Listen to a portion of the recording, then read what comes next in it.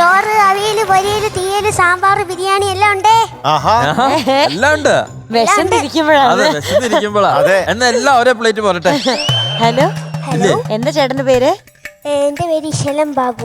കുശലൻ ബാബുവായി. ഞാൻ പാവൊരു ചുമട്ടുതൊഴിലാളിയാണ്. അല്ല, ഈ സാധനങ്ങൾ ഇറക്കുന്നതും കയറ്റുന്നതും ഒക്കെ ഫ്രീ ആയിട്ടാണോ അതോ പൈസ മേടിക്കും അവരോട്? പൈസ ഒന്നും മേടിക്കല്ല. പാവമാണെന്നുണ്ടെങ്കിൽ ഫ്രീ ആയിട്ട് സാധനങ്ങളൊക്കെ ജീവിക്കണ്ടേ ഞങ്ങൾക്ക്? ഞങ്ങൾ ഭാരം ചുമന്നിട്ടല്ലേ കൊടുത്താലേ പൈസ കിട്ടിയാലേ. അതൊക്കെ ശരി, എന്നാലും പാവമാണെന്ന്. കഷ്ടപ്പാടൊക്കെ ഉണ്ടെങ്കിലേ. ആണല്ലേ? അല്ല, ഞാൻ ചോദിക്കട്ടെ, ചുമട്ട് തൊഴിലാളിയായിട്ട് ബിരിയാണി ഒക്കെ വേണമെന്ന് ചോദിച്ചിട്ട് ഇത്തരം സാധനങ്ങളൊക്കെ കയ്യിലുണ്ടായിട്ട് ഇതൊക്കെ ഞങ്ങൾ വാങ്ങിച്ചു തരാനാണോ? അതൊക്കെ പുതിയ കടക്കാരന് പുതിയ ഇതൊക്കെ തുടങ്ങി. സ്റ്റാർട്ടപ്പ് ബിസിനസ് കൈവിട്ട് പോയി. ഞാനൊരു പാവമാണെന്ന് പറഞ്ഞ ആള് ബിരിയാണിയായി സ്റ്റാർട്ടപ്പ് ബിസിനസ് ആയി പോയല്ലേ മോളെ കയ്യിൽ. തുടക്കം ചുമട്ട് തൊഴിലാളി ആള് പാവം, കയ്യില് കാശുണ്ടെന്നായിരിക്കും. അതെ, അങ്ങനെ വരാമല്ലോ.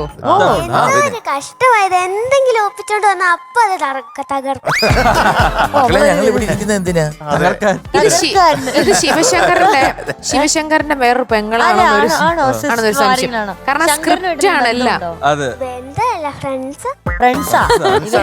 അതുകൊണ്ടാ പഠിച്ചു. അതിന്റെ ഇടയ്ക്ക് വേറെ ചോദ്യങ്ങളൊക്കെ വന്നാ കഴിയുന്നു. അല്ല, ഈ വേഷമൊക്കെ ഇട്ട് വന്നിട്ട് ഏത് പാട്ട് പാടാനാ പോകുന്നേ? ഞാൻ കൊറേ പാട്ട് പാടാൻ പോണോ? അല്ല, കൊറേ ഭക്ഷണങ്ങളുടെ പാട്ട്. ഭക്ഷണങ്ങളുടെ നല്ല സമയം വിശപ്പുണ്ടോ? നല്ല വിശപ്പാ. അപ്പൊ പാട്ട് കേട്ട് കഴിയുമ്പോ വിശപ്പ് താനെ മാറും. ഈ വിശപ്പ് എന്ന് പറയുന്നത് ഒരു ഭയങ്കര അപ്പുറത്തെ ആള് കഴിക്കുമ്പോ നമുക്കും കഴിക്കണം തോന്നുന്ന വിശപ്പല്ലല്ലോ, കൊതിയല്ലേ? അല്ലേ? കൊതി എന്ന് പറയുന്നത് ഇത് കേട്ടില്ലേ? പസികൊണ്ട നേരം താലിക്കുമോസൈ സംഗീത സല്ലാപം. കേട്ടിട്ടുണ്ടോ? ഇത് വലിയൊരു ഷെഫില്ലേ, നമ്മുടെ ഷെഫ് പിള്ള, അദ്ദേഹം ഒരു ഇന്റർവ്യൂവിൽ പറയുന്ന കേട്ടപ്പോ ഞാൻ ഇങ്ങനെ ശ്രദ്ധിച്ചതാ. അതായത് വിശന്നിരിക്കുമ്പം ഈ കറിവേപ്പില ഇങ്ങനെ താളിക്കുമല്ലോ, ആ ഒരു ഒച്ചയെ പോലും അതിലുകൊണ്ട് ഒരു സംഗീതം. മനസ്സിലായോ? വേറൊരു കാര്യമുണ്ട്. ഈ ശരിക്കും ഈ കഴിക്കാനുള്ള വിശപ്പ് അല്ലെങ്കിൽ നമുക്ക് ഈ കൊതി ഇതുപോലത്തെ എല്ലാം കൂടെ ചേർന്നുള്ളൊരു സംഭവമുണ്ട്. അത് ചെറുപ്പത്തിലാണ് കൂടുതൽ. കാരണം നമ്മുടെ കയ്യിൽ പൈസ ഇല്ലാതെ വരുമ്പോഴാണ് ഏറ്റവും വലിയ എന്താണ് കൊതിയും ആർത്തിയും ഇതെല്ലാം വരുന്നത്. അതിനോട് ഈ ഹോട്ടലുകാർ എന്ത് ചെയ്യുമെന്നറിയോ? എന്റെ അനുഭവത്തിൽ ഞാൻ പറയാണ്. അതായത് ഈ സ്റ്റാച്യൂന്ന് അങ്ങോട്ട് താഴോട്ട് ഇറങ്ങിപ്പോയി കിഴക്കേക്കോട്ട ഒരു ഇറക്കമാണ്. പോകുന്ന വഴി 3-4 ഹോട്ടലുണ്ട്. നമ്മൾ കൂടുതലായിട്ട് കൂട്ടുകാരും ഒക്കെ ആയിട്ട് നടന്ന് ഇങ്ങനെ പോകുമ്പോഴത്തേ നമ്മുടെ കിലുക്കത്തി പറ കോഴീന്റെ കോഴിക്കോട്ടങ്ങാടിയില് മറ്റേ ചാറാണ്. കാരണം ചില ഹോട്ടലില് ചാറ് ഭയങ്കര ടേസ്റ്റാണ്. കാരണം നമ്മളിപ്പം മട്ടൻ കറി ആയാലും ചിക്കൻ കറി ആയാലും എന്ത് കറി ആയാലും അതിന്റെ ഒരു ചാറ് കിട്ടി കഴിഞ്ഞാൽ അപ്പൊ അറിയാം. ട്രാവൽ ചെയ്യുന്നവർക്കറിയാം, മിക്കവർക്കും കണ്ടുവച്ചിട്ടുണ്ടോ? തിരുവനന്തപുരത്തൊരു കട, കൊല്ലത്തൊരു കട, ആലപ്പുഴയിലാണെങ്കിൽ നമ്മുടെ ഒരു ചേട്ടനുണ്ടല്ലോ, ആ കടയൊക്കെ ഭയങ്കര ഫേമസ്. മധുചേട്ടന്റെ കട.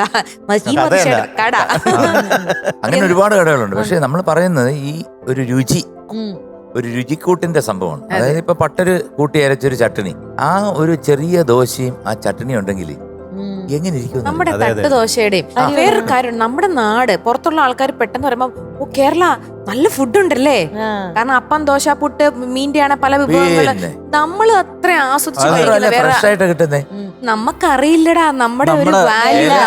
നമ്മൾ അത്ര സുഖിച്ച് സന്തോഷം ഇഷ്ടപ്പെട്ട ഭക്ഷണം കഴിച്ച് നല്ല ക്ലൈമറ്റില് മീനൊട്ടിക്ക് അമേരിക്ക പോണം ഞാൻ എപ്പോഴെങ്കിലും പറഞ്ഞു. ഞാൻ പറഞ്ഞിട്ടില്ല, എനിക്ക് പോകുന്നതേ ഇഷ്ടമല്ല. ഒരു പ്രാവശ്യം പോകുന്ന ഇഷ്ടം. ഇത് കാണുന്ന ഒരുപാട് അമേരിക്കക്കാരെ അവിടെ ഇരുന്നപ്പോ ഞങ്ങൾക്ക് എന്താ കുഴപ്പമൊന്നും ചോദിപ്പിക്കരുത്. അല്ല, അമേരിക്കയോട് എനിക്ക് ഒരു വിരോധമില്ല. എനിക്ക് കല്യാണം കഴിച്ച് അങ്ങോട്ട് പോകണ്ടെന്നേ ഉള്ളൂ. ഫ്ലവേഴ്സ് സ്മാർട്ട് ഷോ ശനി ഞായർ ദിവസങ്ങളിൽ രാത്രി 9:30 ഫ്ലവേഴ്സിൽ.